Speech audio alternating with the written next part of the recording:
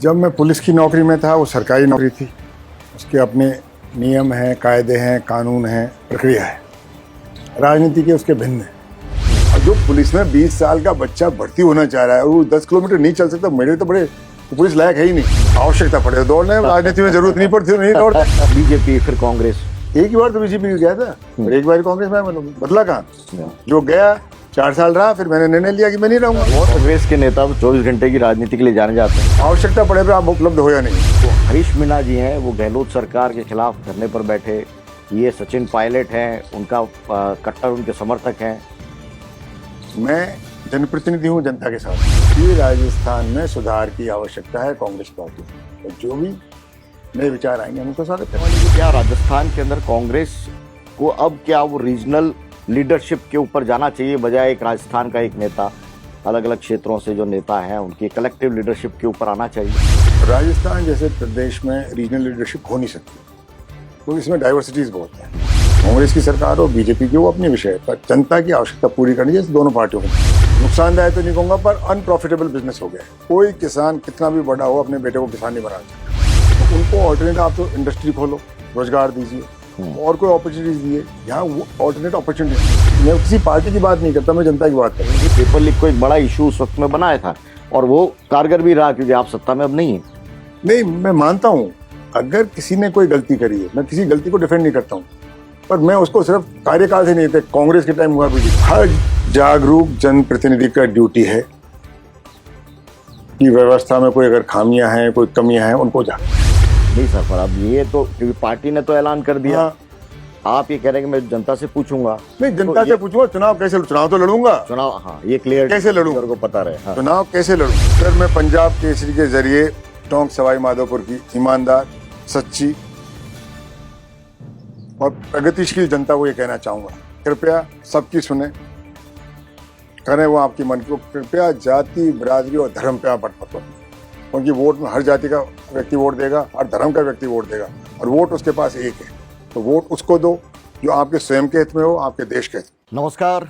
लोकसभा चुनाव का दौर शुरू हो गया है, उम्मीदवारों की घोषणा हो रही है और पंजाब केसरी उन तमाम नेताओं से, उन तमाम उम्मीदवारों से बात कर रहा है एक स्पेशल सीरीज़ के ज़रिए, जिसमें उन उम्मीदवारों की क्या उनका दावा है जीत को लेकर, क्या उनके गणित हैं, समीकरण हैं, इन तमाम मुद्दों पर बात होगी और साथ ही साथ उनकी व्यक्तिगत ज़िंदगी के उन पहलुओं को भी हम सामने लाएंगे जो अक्सर पब्लिक लाइफ में या तो बहुत पीछे छूट जाता है या फिर चर्चा में ज़्यादा नहीं रहता। आज इसी सीरीज़ में हमारे साथ में मौजूद हैं टोंक सवाई माधोपुर क्षेत्र से कांग्रेस से जो उम्मीदवार हैं लोकसभा सीट के लिए, हरीश चंद्र मीणा जी। बहुत बहुत स्वागत है हरीश जी आपका। धन्यवाद सर। आपका अगर दौर में देखता हूं तो पहले तो सियासत की बात होती है आमतौर पर इंटरव्यूज़ में, लेकिन मैं शुरू करना चाहता हूं 2009 से लेकर 2013 तक। आप मेरे ख्याल से ऐसे अकेले वाहिद डीजीपी रहे हैं, इतना लंबा कार्यकाल रहा है राजस्थान का, और बाकी राज्यों पे भी कंपैरिजन अगर करते हैं तो वहाँ से और राजनीति के अंदर 2014 में आप भारतीय जनता पार्टी आपने ज्वाइन कर ली। तो बड़ी चर्चा उस वक्त ये थी कि गहलोत सरकार के वक्त के डीजीपी और भारतीय जनता पार्टी के अंदर शामिल हो गए। क्या आपका उस पर टेक है अभी? जब मैं पुलिस की नौकरी में था वो सरकारी नौकरी थी। उसके अपने नियम हैं, कायदे हैं, कानून हैं, प्रक्रिया है। राजनीति के उसके भिन्न है। वो मैं डीजी था, जो भी नौकरी में था, मैं एक ऐसा गवर्नमेंट सर्वेंट था। तो मेरे पास 2014 में निर्णय लेना था, मैं राजनीति में आऊं तो किस दल में जाऊं। 2014 एक नया दौर था भारत की राजनीति। तो मैंने देखा कि भाई देखिए इसमें देखें, समय मिला, अवसर मिला, जनता का आशीर्वाद मिला, मुझे लोकसभा पहुंचने का मौका मिला। तो ये तो उसका एक कहानी है, पुलिस से भारतीय जनता पार्टी के सांसद थे, और अब आपके सामने हूं। लेकिन एक पब्लिक डोमेन में चर्चा है, आप और इसका उसको ऑथेंटिकेशन उसका करेंगे आपके जो जवाब से। आमतौर पर माना जाता है सीएस है या डीजीपी है, वो एक तरह से सॉर्ट ऑफ पॉलिटिकल पोस्टिंग भी होती है, मतलब योग्यता और पैमाना तो होता ही है, लेकिन राजनीतिज्ञों की पसंद का भी मामला होता है। सर, जिस दिन मैं डीजी बना, मैं राजस्थान का सीनियर मोस्ट आईपीएस ऑफिसर था। मैंने ना तो एक आदमी को सुपरसीड किया, और मेरे बैच का मैं अकेला ही था। तो दावेदारी तो जब हो कि पोस्ट एक और मांगने वाले 5 हो, तो चॉइस आई थिंक सर तकदीर का खेल है इसका, मैं कोई किसी का वो नहीं है। और डीजी बनने के लिए भारत सरकार एमपैनल करती है on the basis of service record, ACRs के इनके बेसिस। तो मैं एकमात्र अधिकारी था जो एमपैनल था, उन्हीं में से बनाना था, एक ही आदमी था, एक ही पोस्ट थी, एक कोई बनाना था, शायद यही कारण था। जब आपके इंटरव्यू के लिए जब मैं देख रहा था तो मेरे दिमाग में एक विजुअल था जिसमें राजस्थान के डीजीपी फतेह सागर उदयपुर में 10 किलोमीटर है वो दौड़ रहे हैं, और उस वक्त बहुत कंट्रोवर्सी हुई कि कांस्टेबल की भर्ती परीक्षा इतनी सख्त कर दी है कि लोग मर रहे हैं और सरकार है या प्रशासन या पुलिस है वो सब ध्यान नहीं दे रहा। तब हरीश मीणा अचानक सीन से आते हैं, आउट ऑफ सीन, और अचानक वो दौड़ लगाते हैं सुबह सुबह फतेह सागर की पाल पर। फिर कोटा से फिर खबरें आई, 48 मिनट में आपने 10 किलोमीटर की दौड़ है वो पूरी की। वो कहाँ से, मतलब उस वक्त जो आलोचना थी उससे एक तरह से आपने मुकाबला करने का वो थॉट कैसे आया आपके मन में? अमूमन ये होता है कि प्रेस कॉन्फ्रेंस करते हैं, सफाई देते हैं। सर पुलिस की नौकरी या तो आप उनके काम से देखते हो या उनकी छवि से देखते हो, पुलिस कैसी है। तो काम तो आपका काम पड़ता है जब देखते हो, पर छवि आप हर बार देखते हो। जैसे आप एक सड़क पे जा रहे हैं, ट्रैफिक पुलिस ने रोका नहीं आप, तो आपको काम ही नहीं पड़ा, तो देखा तो सही वो क्या कर रहा है, कैसे कर रहा है, टेलीफोन पे बात कर रहा है मुझसे। तो पुलिस की अक्सर शिकायत होती थी प्रेस में भी, और मुझे भी लगता था कि मोटे मोटे पुलिस वाले हैं, ये क्या काम करेंगे, और छाप देते थे कि साहब ये मैं ये गांव के लड़के हैं, सीधे लड़के मोटे कैसे होते हैं, गांव से आते हैं, वो मोटा हो नहीं सकता। खैर तो मैंने कहा कि शुरुआत जो भी रहा तो मेरा ये माना कि कैसे करें इसको, उनको फिजिकल एक्टिविटी पे ध्यान देना पड़ेगा। और उसी को प्रेरित करके मैंने सोचा कि ऐसा क्या हो कि भर्ती के टाइम ही आप ऐसे लोगों को भर्ती करें जिनमें शारीरिक क्षमता है। तो मैंने 10 किलोमीटर का एक कर दिया, क्योंकि मैं पुलिस का मुखिया था, कानून बनाना हाथ में था मेरे। तो मैंने कहा जो 10 किलोमीटर 60 मिनट या उससे कम में करेगा उसको भर्ती करें। एजुकेशनल क्वालिफिकेशन वही रखी, जो जितना पास था उतना ही रहे, परीक्षा भी कर, ये लास्ट में होती थी। तो कोई मेरिट से कॉम्प्रोमाइज नहीं किया, क्वालिटी से कॉम्प्रोमाइज नहीं किया, जो पास हो गए रिटर्न में उन्हीं को दौड़ाया। क्योंकि पहली बार हुआ था राजस्थान में ऐसा प्रयोग, लोग पहली बार दौड़े, ज्यादा दौड़ गए, उसमें 1-2 लड़के जो कैंडिडेट्स डेथ हो गई, अखबारों में बड़ी खबर, ऐसा क्या नियम आया, ऐसा डीजी आया, जो कुछ भी पॉलिटिकल सर्कल्स में भी हुआ, सरकार में हुआ, मुझे बुलाया गया कि ये क्या कर दिए भाई, सब कुछ शांतिपूर्ण तरीके चले, साहब ने कहा करते भाई साहब लड़का मरा उसका मुझे अफसोस है, पर आपको दौड़ के कारण मर गया ये मेरी समझ में है। जो भी तत्कालीन मंत्री होंगे, जो भी नुमाइंदे थे कि नहीं आप ये, मैंने कहा सर ये संभव है, 10 किलोमीटर एक रूरल बच्चे के लिए it is walk come run, और आप तेज चलेंगे तो भी कर लेंगे। अब जो पुलिस में 20 साल का बच्चा भर्ती होना चाह रहा है वो 10 किलोमीटर नहीं चल सकता, मेरे तो बड़े पुलिस लायक है ही नहीं होगा। तो मैंने कहा साहब मैं कर दूंगा, चाहे मैं 54, 55, 56 साल का था। तो सब लोग आप कैसे कर दोगे, वो नहीं करो, मैं करूंगा, तो पार्ट ऑफ माई जॉब। मैंने किया, जगह जहां जहां मरे थे लोग मैं दौड़ा। जो कोटा का हम जिक्र करते, तत्कालीन गृह मंत्री कोटा के, मेरे जो दौड़ के बताओ, हमें कहा चल चले, पैर दौड़ेंगे, मैं थोड़ी दौड़ूंगा, तो पैर बीकानेर में चलेगा, जयपुर में भी चलेगा, वहां भी चलेगा। तो एक तरह का जो अननेसेसरी जो कंट्रोवर्सी थी, जिसमें कोई मेरिट नहीं था, कोई सब्सटेंस नहीं थी, तो ऐसा जमाना है, नॉन इश्यूज इशू बन जाते हैं। तो एक तरीका ये था कि हाँ होना चाहिए। आज भी दौड़ लेते हैं आप इतनी?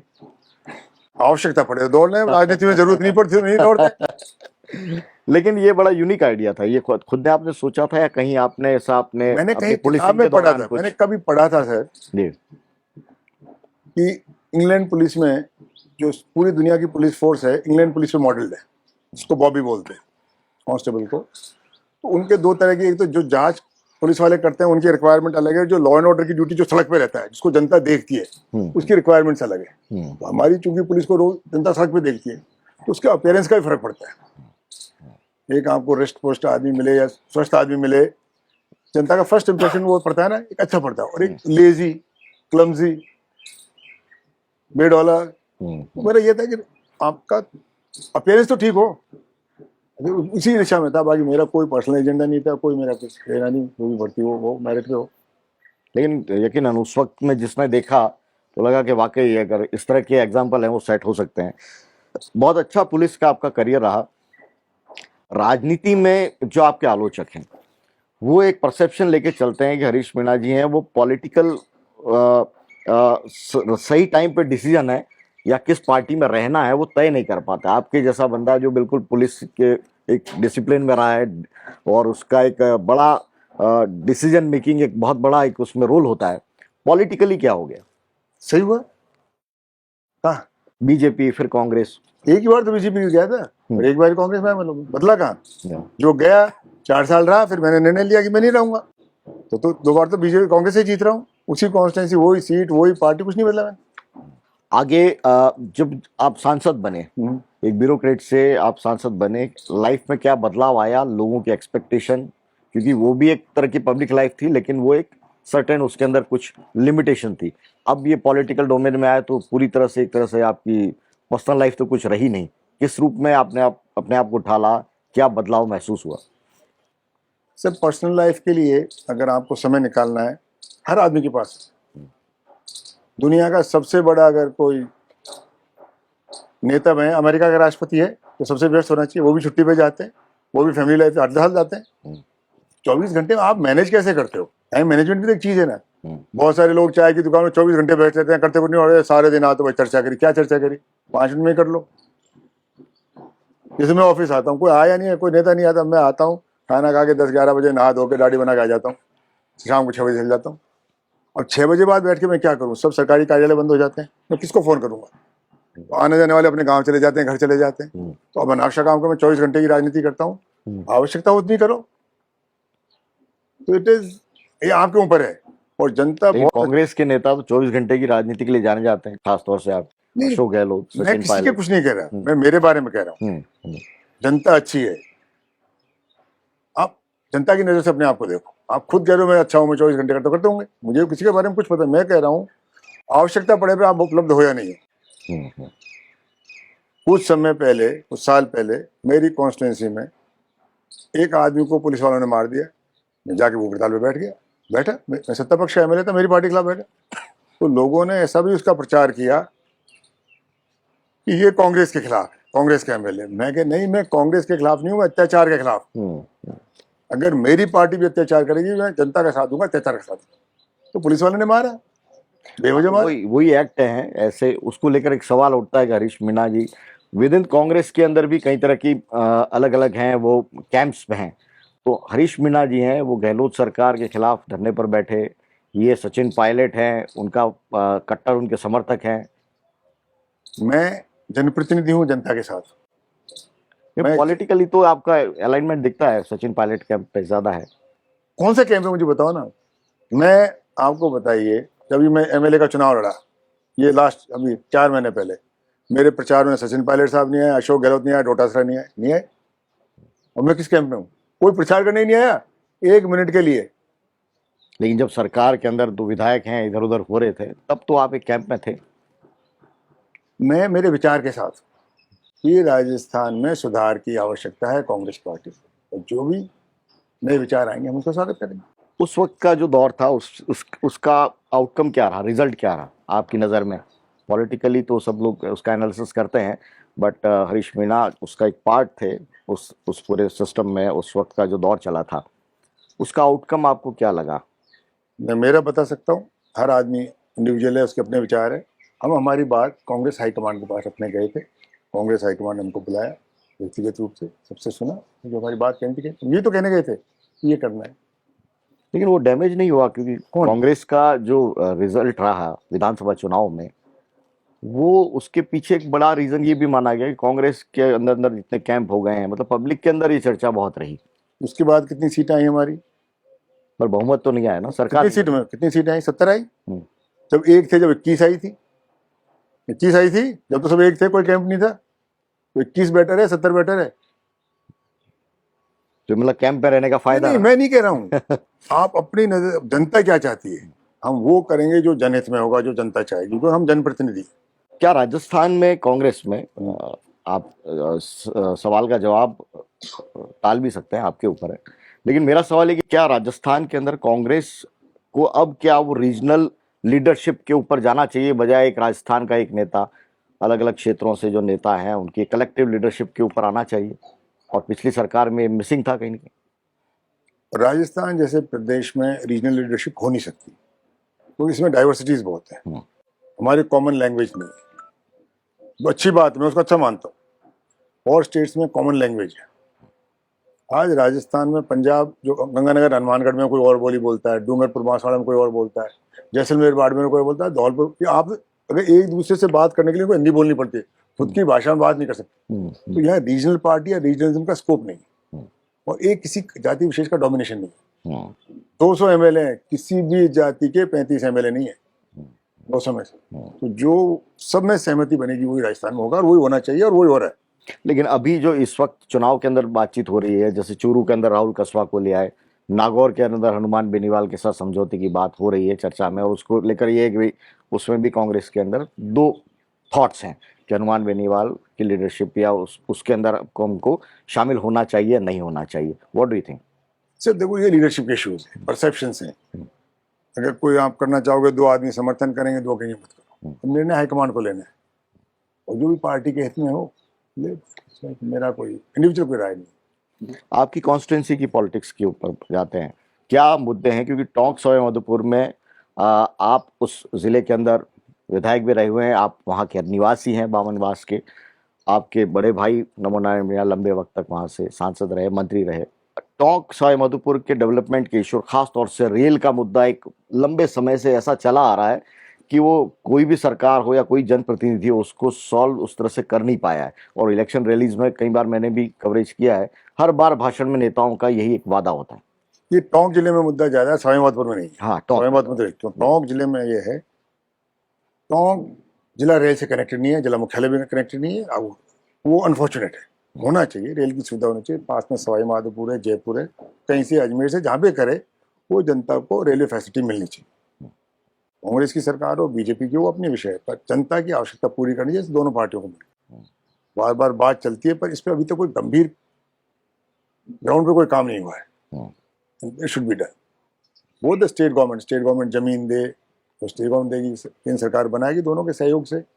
और मैं आशा करते हैं कि डबल इंजन की सरकार है, एक इंजन तो हमारी चला देगी। लेकिन एक इंजन तो कांग्रेस ने आपका जोड़ा है वहां पर, किस तरह से? नहीं, अब राजस्थान में भी बीजेपी सरकार है, वहां बीजेपी सरकार चलाए, हम तो स्वागत करेंगे। हम तो चाहते हैं डबल इंजन चलाएं, हमको रेल तो दे। लेकिन जनता के बीच में किन मुद्दों को लेकर जा रहे हैं आप टॉप से? मेन जो मेरा है, मैं मान रहा हूँ कि ग्रामीण क्षेत्र है, या इंडस्ट्री नहीं है, एग्रीकल्चर भी सीजनल है, मौसमी, मतलब यहाँ इरिगेशन, वो कैनाल इरिगेशन नहीं है, कुछ बहुत कम इलाके में है। तो लोगों को, किसान, क्योंकि आज खेती नुकसानदायक तो नहीं कहूँगा, पर अनप्रॉफिटेबल बिजनेस हो गया है। कोई किसान कितना भी बड़ा हो, अपने बेटे को किसान नहीं बनाना चाहता, तो इसका अंदर उसमें कोई गुंजाइश नहीं है। तो उनको ऑल्टरनेट, आप तो इंडस्ट्री खोलो, रोजगार दीजिए, और कोई अपॉर्चुनिटीज दिए। यहाँ वो ऑल्टरनेट अपॉर्चुनिटी नहीं, जमीनें कम होती जा रही है, आबादी बढ़ रही है, जमीनों का बंटवारे होते होते जमीन खत्म हो गई, तो हमारे बच्चे गलत दिशा में जा रहे हैं। पहले तो होना चाहिए हमारी सरकार का, इन जो यूथ है, टैलेंटेड यूथ है, एजुकेटेड यूथ है, इसको कैसे यूटिलाइज करें। फिर देन हेल्थ है, एजुकेशन है, ट्रांसपोर्टेशन है, रोड्स। और ये मेरी कॉन्स्टिट्यूंसी में पिछले 5 साल में मैं 3 नई कॉलेज खुलाई, और तीनों ही गर्ल्स की खुलाई। लोगों को बड़ा आगे, सब गर्ल्स कॉलेज को बच्चों का, मैं क्या, हमारे महिला का पढ़ना जरूरी। बच्चा 10 किलोमीटर दूर जा सकता है पढ़ने के लिए, रात को हमारे बच्चों को नहीं भेज पाएंगे, आने जाने के गाँव में साधन नहीं है, सिटी बस नहीं है, ट्रेन कैसे आएंगी, बहुत लोग, बहुत हमारी बच्चियाँ छोड़ देती। तो मेरा बेसिक ये है, एजुकेशन के बिना हमारा फर्स्ट स्टेप नहीं होगा। Health is important, but that can wait, but education can not wait. Education हो, हेल्थ हो, ये काफी चीजें सॉल्व करती है। आज आप देखिए राजस्थान का जो यूथ है, अंडर नरिश्ड, बच्चों का आप देखिए उनका हेल्थ क्या है। आप शहर छोड़ दिए, थोड़ा सा गांव में जाइए, कुछ है ही नहीं पौष्टिकता। ये जो हमारे सरकारें हैं, मैं किसी पार्टी की बात नहीं करता, मैं जनता की बात करता हूँ। ये हमारी प्राथमिकता, हर पार्टी की प्राथमिकता होनी चाहिए। आप समुद्र में बाद में चले जाना, चांद पे जब भी चले जाना, 2 दिन बाद चले जाना, भारत का झंडा लेके चले जाना, जो भी कर लेना। पर अब इसको तो भूखे तो रोटी तो दो, प्यासे को पानी तो दो, बेरोजगार को रोजगार तो दो। ये मुद्दे हैं हमारे साथ। रोजगार का मुद्दा, चूंकि पुलिस भर्ती और उससे आप जुड़े हुए हैं, और जब मैं आपके बारे में रिसर्च कर रहा था तो एक बड़ी इंटरेस्टिंग इन्फॉर्मेशन ये आई कि आपके कार्यकाल में, लंबा कार्यकाल, और उसमें जितनी भर्तियां हुई हैं कोई भी कोर्ट के अंदर उसमें चैलेंज नहीं हुआ है।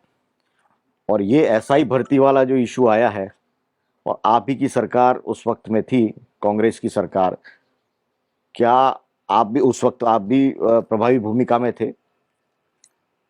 सर, मैं भ्रष्टाचार को किसी पार्टी से, किसी के कार्यकाल से, किसी जाति से, धर्म से नहीं जोड़ता। अपराध है, हर राज्य में होते हैं। आप कोई भी सरकार किसी भी दुनिया में गारंटी नहीं दी कि मेरे कार्यकाल में अपराध नहीं होगा। अपराध, पुलिस के दोहरी मापदंड होते हैं, prevention and detection of crime. कोशिश करो कि अपराध हो नहीं, अगर हो जाए तो डिटेक्ट तो हो। नहीं, पर ये तो भर्ती प्रक्रिया का, ये अपराध करिए तो भर्ती भर्ती प्रक्रिया मतलब के आप- अंदर ही सिस्टम में ही कहीं ना कहीं बहुत बड़ी गड़बड़ थी ना। ऐसा ही भर्ती वाला जो कांस्टेबल भर्ती का, ये ऐसा ही भर्ती का जो मामला था जिस रूप में सामने आया था, किस रूप में पूरा एक साजिश है वो जुड़ेगी, कहाँ कहाँ लूप होल्स हो सकते हैं, ये तो चेक करना, ये इंटेलिजेंस और ये प्लानिंग, फुल प्रूफ प्लानिंग, ये तो मतलब जिम्मेदारी वाला काम था। ये सरकार के हाथ में नहीं हो पाया ना। ऐसा कैसे हो गया कि हरीश मीणा जब डीजीपी थे तब नहीं हुआ, और अब है वो उस रूप में पूरी एक फहरिस्त निकल कर आ रही है कि हर मामले में भर्ती में पेपर लीक हो रहा है, ये हो रहा है, पुलिस की भर्ती में ये हो रहा है। जो भी भर्ती का मैं बता दूं आपके, कांस्टेबल्स की भर्ती तो होती है पुलिस मुख्यालय द्वारा, सब इंस्पेक्टर्स की होती है आरपीएससी द्वारा, पर पुलिस का उसमें भूमिका होती है, कंडक्ट वो करते हैं। तो देयर टू डिफरेंट एजेंसीज। ठीक है, पर चूक तो हुई उस वक्त, बड़ी चूक हुई। अगर चूक हुई है उसका पता लगाओ, सजा दो, उसका मैं पक्ष था। मैं कभी किसी का गलत काम का, अपराध को मैं अपराध की दृष्टि से देखूंगा, राजनीतिक दृष्टिकोण से नहीं देखूंगा, किस पार्टी के टाइम में हुआ, किस जाति का आदमी ने क्या नहीं किया। अपराध अपराध होता है तो कानून की दृष्टि से देखना चाहिए। लेकिन उसने बहुत डैमेज किया ना, ये पेपर लीक का मामला। नहीं, आपको नहीं लगता कि कांग्रेस की सरकार को तमाम आपने वादे किए, तमाम आप कह रहे हैं सीट हम आ गए, लेकिन कहीं ना कहीं पेपर लीक को एक बड़ा इशू उस वक्त में बनाया था, और वो कारगर भी रहा क्योंकि आप सत्ता में अब नहीं है। नहीं, मैं मानता हूँ अगर किसी ने कोई गलती करी है, मैं किसी गलती को डिफेंड नहीं करता हूँ, पर मैं उसको सिर्फ कार्यकाल से नहीं थे, कांग्रेस के टाइम हुआ, बीजेपी, अपराध किसी भी काल में हुआ, मुगलों के काल में हुआ, राजाओं में हुआ, सामंतों का हुआ, अपराध अपराध है। और जिसने भी अपराध किया, अपराधी को सजा मिलनी चाहिए, उसका मैं पक्ष था। तो उसको राजनीतिक दृष्टिकोण से नहीं देखूंगा, मैं अपराध को कानून की दृष्टि से देखूंगा। मैं यही फर्क है, किसी के कार्यकाल में हो। एक तरह से लोग कह रहे हैं कि उस वक्त जो सचिन पायलट ने मुद्दे उठाए थे, ये जो ताज़ा मामले जिस रूप में सामने आ रहे हैं, उसी बात पर कहीं ना कहीं मुहर है। हर जागरूक जनप्रतिनिधि का ड्यूटी है कि व्यवस्था में कोई अगर खामियां हैं, कोई कमियां हैं, उनको उजागर करें, और सरकार की ड्यूटी है उन कमियों को दूर करें। तो मैं इसमें कहीं विरोधाभास नहीं देखता। जनप्रतिनिधि है, जो बात आएगी। हम गांव में जाते हैं, लोग कहते हैं मेरे गांव में पानी नहीं, तो हम बोलेंगे संबंधित अधिकारी को, भाई पानी नहीं, उस गांव में 2 दिन से पानी नहीं आ रहा, पानी दीजिए, बिजली नहीं आ रही है। ये फर्ज है, उसको किसी का क्रिटिसिज्म और उसमें नहीं देखना चाहिए। जो आप देख रहे हो बता रहे, इट्स योर ड्यूटी, और उसी भावना में उसको लेनी चाहिए, शिकायत के रूप में नहीं लेनी चाहिए। इस वक्त जो पॉलिटिकल आपके टिकट का ऐलान हो चुका है, सामने कैंडिडेट है, वो भी उसका इंतजार है कि कौन सामने कैंडिडेट होगा। पता नहीं इस सवाल का जवाब अब किस वक्त आपके लिए ठीक होगा कि नहीं होगा, लेकिन एक जर्नलिस्ट, मेरे एक जहन में सवाल आ रहा है, आप टाल सकते हैं। क्या आपको लगता है कि सितंबर में जो विधायक दल की बैठक है जो होनी थी कांग्रेस की, वो अगर हो जाती तो फिर राजस्थान का कुछ अलग चेहरा होता, अलग परिणाम होता चुनाव का? भूतकाल को भूलना ठीक रहता है और भविष्य को देखें, वर्तमान को देखें, आगे क्या होने वाला है उसकी चिंता करें। जो हुआ नहीं हुआ, पार्टी के सबके संज्ञान में, आप लोगों के संज्ञान में, पूरे प्रदेश के संज्ञान में, उसके बारे में मेरा कोई भी जवाब देना ठीक नहीं। वो इसलिए सवाल इसलिए है, ये बात सही कह रहे हैं कि पास्ट का मामला है और सब चीज़ें हो गई, और लेकिन मुद्दा ये है कि अभी भी उसका आउटकम क्या है वो लोगों को समझ में नहीं आ रहा। अशोक गहलोत है, वो वहीं पर हैं, गोविंद डोटासरा वहीं पे हैं, सुखदेव रंधावा जी वो वहीं पे हैं, तमाम आपकी लीडरशिप है अपनी जगह पे है। अगर कोई सिस्टम से अभी बाहर होता दिख रहा है वो सचिन पायलट। सिस्टम से वो बाहर होगा जिसको जनता नहीं चाहिए। जो जनता के साथ रहेगा हरदम सिस्टम में है। अभी तो टॉक सहमतपुर से टिकट को लेकर भी बात हो रही थी कि उनको टिकट मिलेगी, फिर आपको मिली। मैं नहीं जानता हूँ, मैंने टिकट के लिए अप्लाई नहीं किया। कोई एक आदमी बोले कोई मैंने एप्लीकेशन दी हो, किसी नेता को मिला हो, किसी कार्यालय में गया हो। मतलब मेरे सामने दुविधा है कि 3 महीने पहले मैं एक चुनाव लड़ा, बड़ा कठिन चुनाव, और दोबारा फिर चुनाव लड़ने में सर ताकत लगती है सर। तो पर जब पार्टी का आदेश है, मैंने फिर भी किसी को कागज को और लेना चाहिए और ले लो भाई, किसी को दो। हमारी एकमात्र हमारी चिंता ये है कि ये सीट कांग्रेस का है, पिछले 10 साल से कांग्रेस नहीं जीती है और ये कांग्रेस का इलाका है, कांग्रेस की सीट, तो कांग्रेस को जीतना चाहिए। वो मेरा खुद का पर्सनल एजेंडा कुछ नहीं। वो कह रहे हैं कि पायलट, माफ कीजिएगा अगर आपको बुरा लगे, नहीं बुरा क्यों लगेगा, हाँ बोलोगे तो, इतने मीठे तरीके से बोल रहे हो। लोग कहते हैं कि सचिन पायलट के साथ में जो लोग रहे उनको वक्त वक्त पर कुछ न कुछ उनको मिल गया।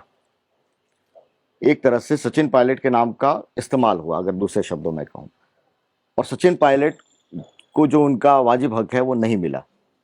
कई मंत्री बन गए मानेसर की घटना के बाद में, कई लोग की राजनीति चली, टिकट भी मिल रही है, लेकिन सचिन पायलट हैं वो नेपथ्य में। मैं तो 5 साल पहले भी एमएलए था, अभी भी एमएलए, इसी घर में रहता था, अभी भी इसी घर में। सांसद का टिकट तो मिला है ना आपको? मैं पहले सांसद तो बहुत पहले रह चुका हूँ, और ना मेरा कभी टिकट कटा, ना कभी मैं हारा। मैं तो मेरा ना टिकट कटा कभी, और ना मैं हारा। राजस्थान की फ्यूचर की लीडरशिप किस रूप में देख रहे हैं आप कांग्रेस की? मैं ये जरूर पूरे राजस्थान का बताता हूँ, कांग्रेस का वही होगा जो राजस्थान का जनता का होगा। राजस्थान के युवाओं में जागरूकता बहुत है, शिक्षा भी बढ़ी है, साक्षरता बढ़ी है, फिर ये सोशल मीडिया का जो है, तो आप बहुत सारी चीज़ें जनता हमारी सुनेंगी तो वो निर्णय खुद करेंगे, हमारी बात सुन के बहुत कम निर्णय करेंगे। तो ये बहुत सकारात्मक और अच्छी चीज़ है कि जनता सक्षम हो गई अपने निर्णय करने। वो सब समझते हैं, हर नेता की सुनेंगे, हर पार्टी की सुनेंगे, और जरूरी नहीं है कि जो टीवी पे देखा उसी को वोट दे देंगे, देख लेंगे, मनोरंजन हो जाएगा, ये सोशल मीडिया पे चला। अब ये राजस्थान का मैं कम से कम बता सकता हूँ, ये प्रभावित करने वाला है। लोग कह रहे हैं कि मोदी 400 का टारगेट है वो लेकर चल रहे हैं, और राजस्थान से 25 की 25 सीटें जीतने का दबाव है, और इस भयंकर दबाव में बड़े नेता पीछे हैं और सेकंड पंक्ति के जो नेता हैं वो फ्रंट पे उनको लाके चुनाव लड़वा रहे हैं। उनमें आपका नाम? मैं इसका क्या जवाब दूं बताओ? मुझे पार्टी ने टिकट दिया, मैं चुनाव लड़ रहा हूँ, पार्टी टिकट वापस कर देगी, नहीं लड़ूंगा। मैं पार्टी का एक सदस्य हूँ, तो आई विल डू, अदरवाइज मैं तो ऑलरेडी इलेक्टेड हूँ, मेरे 5 साल है, तो मैं तो, मुझे कोई ऐसी वो नहीं थी कि भाई मेरा कुछ नुकसान हो रहा था, पर अभी निर्णय लिया इन्होंने। ये मैं कह सकता हूँ, मैंने कहीं पार्टी के टिकट के लिए अप्लाई नहीं किया, कोई भी एक आदमी को मिला हूँ, किसी कार्यालय में गया हूँ, मैं एक दिन टीवी पे देखा, फिर मैंने किसी को फोन किया कि साहब का नाम अनाउंस हो गया, मैं क्या करना है, तो चुनाव लड़ना है, मैं बात करूंगा। अभी तक इसके बाद में कॉन्स्टिट्यूंसी में भी नहीं गया हूँ मैं, लोग तो भाग रहे हैं, जितनी जल्दी आओ दिमाग में सेटिंग तो हो जाए उसको, क्या करना है। किस बात का वेट कर रहे हैं? सामने जो कंपटीटर है कौन है उसका वेट कर रहे हैं, या मेरे लोगों से पूछूंगा? तो वोटर टिकट से नहीं जीतते, वोट से जीतते हो, तो उस वोटर मुझे तैयार है क्या एक्सेप्ट करने के लिए? 2 जिले हैं सर। नहीं सर, पर अब ये तो क्योंकि पार्टी ने तो ऐलान कर दिया, हाँ। आप ये कह रहे हैं कि मैं जनता से पूछूंगा। नहीं, जनता से पूछूंगा, चुनाव कैसे लड़ूं? चुनाव तो लड़ूंगा, चुनाव, हाँ ये क्लियर कैसे लड़ूं, को पता रहे। हाँ। चुनाव कैसे लड़ूं? तो 8 विधानसभा है, अभी तक मेरा अनुभव इस कॉन्स्टिट्यूंसी में सिर्फ एक विधानसभा का है, 7 विधानसभा का मुझे अनुभव नहीं है। मैं यहाँ का निवासी हूँ, सही है, वो एक निवासी के नाते पॉलिटिकल अनुभव, तो मैं लोगों से पूछूंगा भाई चुनाव आ गया, कठिन चुनाव है, तो कैसे लड़ें? तो लोग जो राय देंगे उससे लड़ूं। चुनाव तो लड़ना ही है, चुनाव कहीं छोड़ के जा रहा हूँ, अब नहीं छोड़ के जा रहा हूँ, और चुनाव लड़ेंगे भी, चुनाव जीतेंगे भी। सामने कौन कंपटीटर आ कोई रहा है? आया सर, बीजेपी का आएगा। नाम तो मैं कोई वो ज्योतिष तो हूँ जो बता दूं, नहीं राजनीति में तो पता रहता है कौन। मुझे बिल्कुल पता नहीं है, मैं इतना बड़ा नेता जौनपुरिया जी का टिकट कट रहा है, मुझे पता नहीं सर, मुझे किसी का कुछ पता नहीं। आप मुझे पता, मुझे कंफर्टेबल है जौनपुरिया या कोई और के? मेरे beggars are no choosers sir, हमारे पास क्या है, जो आएगा उसको स्वीकार करेंगे, मुकाबला करेंगे। टोंक की जनता, टोंक सवाई माधोपुर की जनता को आप क्या कहना चाहेंगे जो पंजाब केसरी के जरिए आपसे कनेक्टेड है? सर, मैं पंजाब केसरी के जरिए टोंक सवाई माधोपुर की ईमानदार, सच्ची और प्रगतिशील जनता को ये कहना चाहूंगा, कृपया सबकी सुने, करें वो आपकी मन को, कृपया जाति, बिरादरी और धर्म पे आप मत बनिए, क्योंकि वोट में हर जाति का व्यक्ति वोट देगा, हर धर्म का व्यक्ति वोट देगा, और वोट उसके पास एक है, तो वोट उसको दो जो आपके स्वयं के हित में हो, आपके देश के हित में, उसको दें, बाकी चीज़ों को चिंता छोड़ें। बहुत बहुत शुक्रिया पंजाब केसरी को उस वक्त देने के लिए। हमारे साथ में टोंक सवाई माधोपुर के उम्मीदवार हरीश मीणा जी थे। चुनाव के दौरान कई राजनीतिक सवाल हैं, उनका उन्होंने अपने हिसाब से जवाब दिया। हम एक बार फिर उनसे वक्त लेंगे, इस चुनाव के गुजर जाने के बाद में शायद और विस्तार से बात होगी, लेकिन उनकी प्राथमिकता क्या है टोंक सवाई माधोपुर क्षेत्र को लेकर आपने समझा, उनकी राजनीति का तरीका क्या है वो हमने समझा, और साथ ही साथ इनका जो अतीत है पुलिस का, एक गौरवमय अतीत है, उसके बारे में हरीश जी से बहुत विस्तार से बात हुई। बहुत बहुत शुक्रिया हमें समय देने के लिए। Thank you, sir. नमस्कार।